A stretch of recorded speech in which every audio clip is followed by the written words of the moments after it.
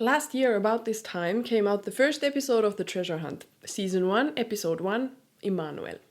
We looked at a text from the Gospel of Matthew, where the angel tells Joseph about the birth of Jesus, and quotes a text from the Old Testament, a text from Isaiah 7, to be exact.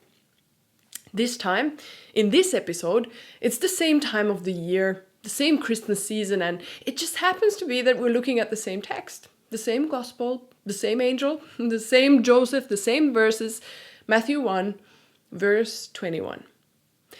She will bear a son, and you are to name him Jesus, for he will save his people from their sins. But wait a second. He says Jesus, not Emmanuel.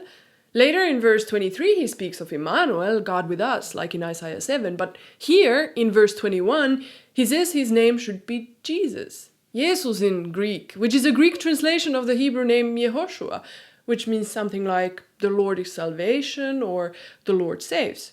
Well, the verse continues. It's like the angel explains why such a name, and he says, he will save his people from their sins. He will save his people from their sins. Does that sound familiar? Well, it should, at least if you're used to listening to the Psalms. Psalm 130, verse 8. It is he who will redeem Israel from all its iniquities. Exactly the same idea in Psalm 130. But why Psalm 130? What's so special about Psalm 130?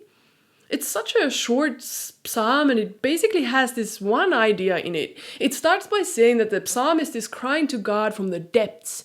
That's usually connected with water, so it's like he's at the sea, like he's drowning, like all this water swirls around him and above him and under him. He's at the depths. It's a totally desperate situation, and he calls God. It's descriptive, it's a poem. It's a desperate situation, like he's drowning. Drowning under what? Verse 3. If you, O Lord, should mark iniquities, Lord, who could stand? Meaning if God starts counting sins, if he keeps a list of them, then no one will stand. No one has a chance. We're all drowning under our sins. No one would survive. And then verse 4. But there is forgiveness in you.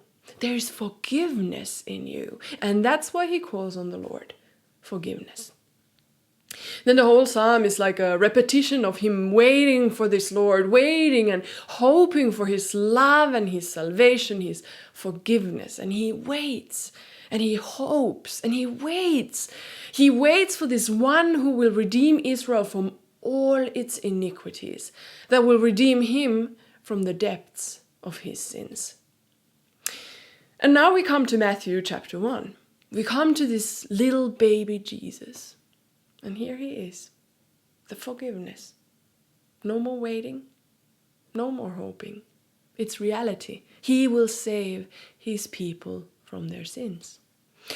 You know, it's pretty genius that there's exactly this verse from Psalm 130 here in the first chapter of Matthew. You know, just before this, Matthew is listing the genealogy of Jesus, and maybe you've noticed that there are pretty weird people in that genealogy. Like, it's weird that there are women in his genealogy. It's weird because usually genealogies in the Bible consist of men.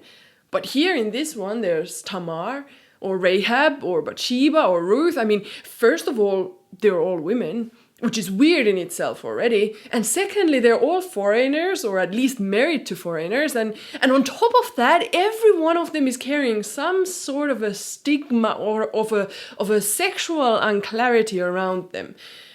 Incest, adultery, prostitution, premarital sex. Why such people in the genealogy of Jesus? Shouldn't Jesus' genealogy be kingly, polished, amazing, faultless?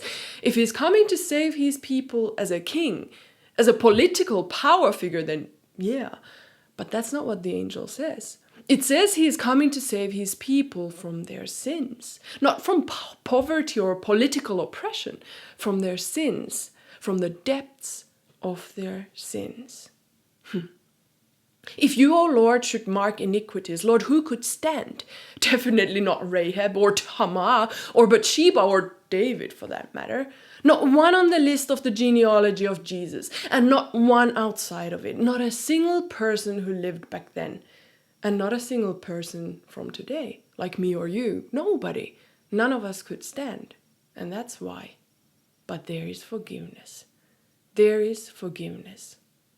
And he has come. And he will save people from their sins. Forgiveness. He has come.